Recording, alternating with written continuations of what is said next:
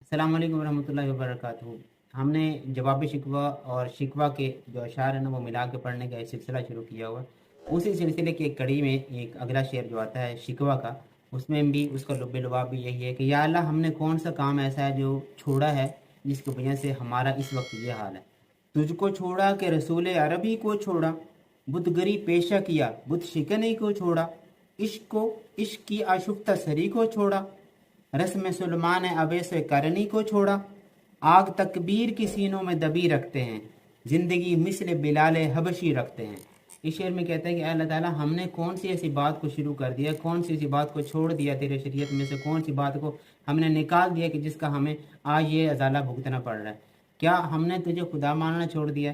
क्या रसूलुल्लाह सल्लल्लाहु अलैहि वसल्लम की माअज़ल्लाह रिसालत का इनकार करना शुरू कर दिया?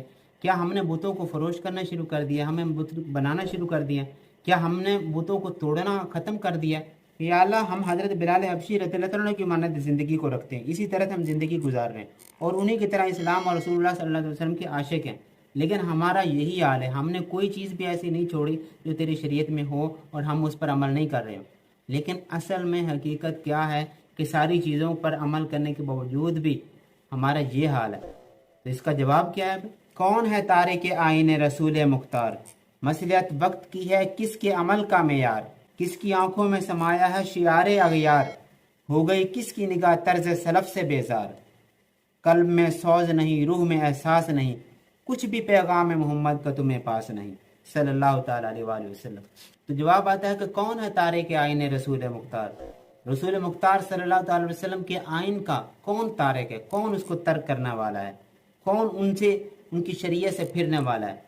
मसलियत वक्त की है किसके अमल का मेयार, कौन है जिस चीज़ को मेयार बना के चलता है कि नहीं उस वक्त दीन पर अमल करना आसान था, अब ज़िंदगी में दीन पर अमल करना बहुत मुश्किल हो गया। ये मसलियत वाला जो अमल है ये किसका हो गया? तुम्हारा ही हो गया। आजकल तुम ही यही कहते हो कि आजकल दीन पर अमल करना मुश्किल हो गया। भाई क्यों, ऐसा क्यों है? रसूलुल्लाह सल्लल्लाहु अलैहि वसल्लम मादल्ला हमें कोई ऐसा दीन नहीं दे के गए कि जिस पर आज की दुनिया में आज की ज़िंदगी में अमल ही नहीं किया जा सकता।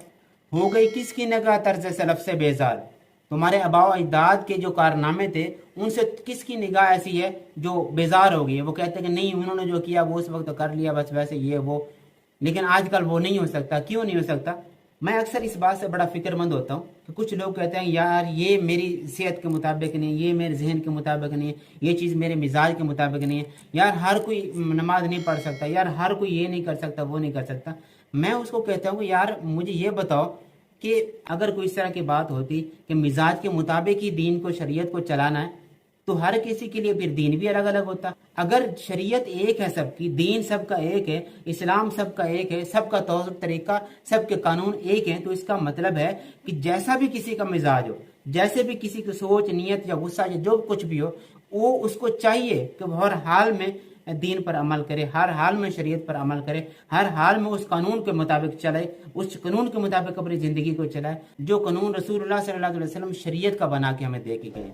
तो ऐसा कहना बिल्कुल ही बेकार सी बात है कि मिजाज के मुताबिक ये बात मुझे सूट नहीं कर रही, या मैं आज नहीं पढ़ सकता तो कल नमाज पढ़ूंगा, अब मैं आज ये काम नहीं कर सकता तो कल करूंगा। ये बात बिल्कुल बेमानी और बेतुकी सी बात है कि मेरा मिजाज इस तरह का नहीं है, या फिर ये कहना कि हर किसी का मिजाज एक तरह से नहीं होता। तो क्या मतलब है कि फिर उसके लिए अलग दीन निकला है, उसके लिए अलग शरीयत निकला है?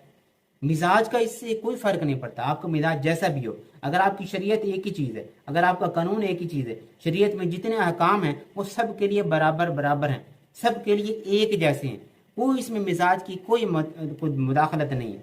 आपका मिजाज जिस तरह का भी हो आप पर लाजिम है, आप पर पाबंदी है इस बात की, आप शरीयत को उसी तरह से लेके चलें जिस तरह से शरीयत रसूलुल्लाह सल्लल्लाहु अलैहि वसल्लम ने हमें अता फरमाई। तो तुम्हारे दिल के अंदर वो तड़प ही नहीं है, वो सोच ही नहीं है, तुम्हारे एहसास रूह के अंदर बिल्कुल ख़त्म हो चुका है, कुछ भी पैगाम मोहम्मद का तुम्हें पास नहीं। रसूलुल्लाह सल्लल्लाहु अलैहि वसल्लम ने दीन को फैलाने की खातिर कौन कौन सी तकलीफ़ें नहीं सही।